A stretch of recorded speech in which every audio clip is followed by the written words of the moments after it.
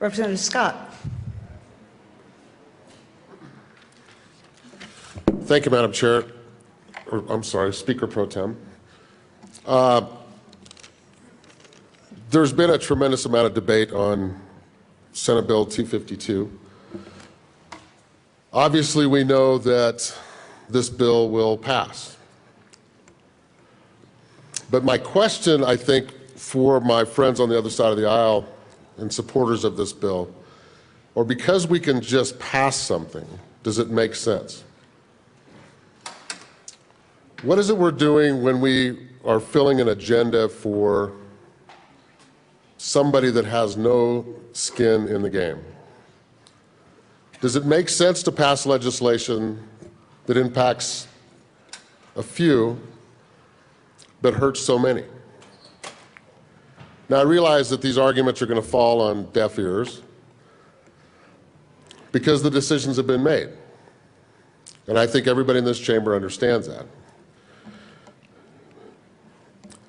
To continue down this road of passing legislation because we can. And I'm not talking about just one side of the aisle, I'm talking about both sides of the aisle because it's happened on both sides. There's something, a cycle that someday is going to have to be broken. Because at this point, at this time, in the state of Colorado, we cannot continue down this trail. We are impacting almost 6 million people with every decision that we make.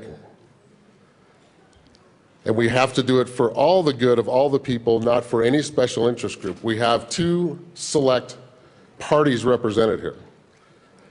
But it seems now that we have a third party, which would be the special interests that are involved. We know who they are on both sides. But that influence level has risen to a new high. When we can take a bill such as SB 252 and just say it matters to a third group of people, not taking into consideration the groups that we actually represent. Because again, we all know that those special interests that bother us on both sides of the aisle are very few. Very powerful, but very few.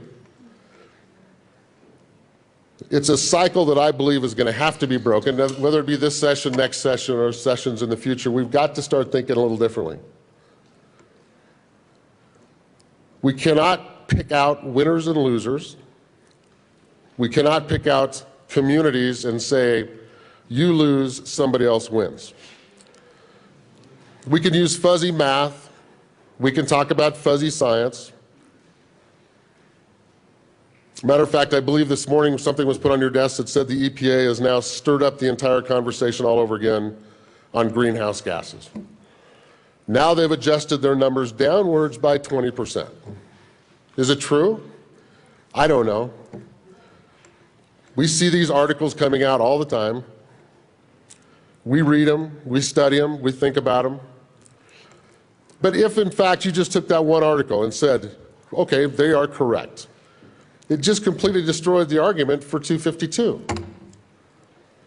It just took the argument and threw it out the window and said, whoa, wait a minute, we were basing this on the fact that greenhouse gases are higher, we have to do more for renewables, and now the EPA has come out and said, whoops, we made a mistake. Well, those are mistakes that we just can't afford to make when it has to do with people's lives.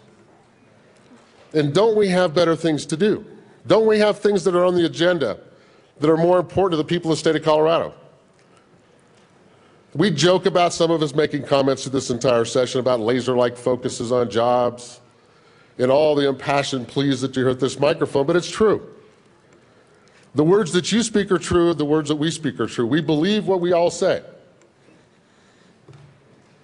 But does that make it right? Does that make pushing that button today on this particular bill at this particular time the right thing to do for 6 million people in Colorado?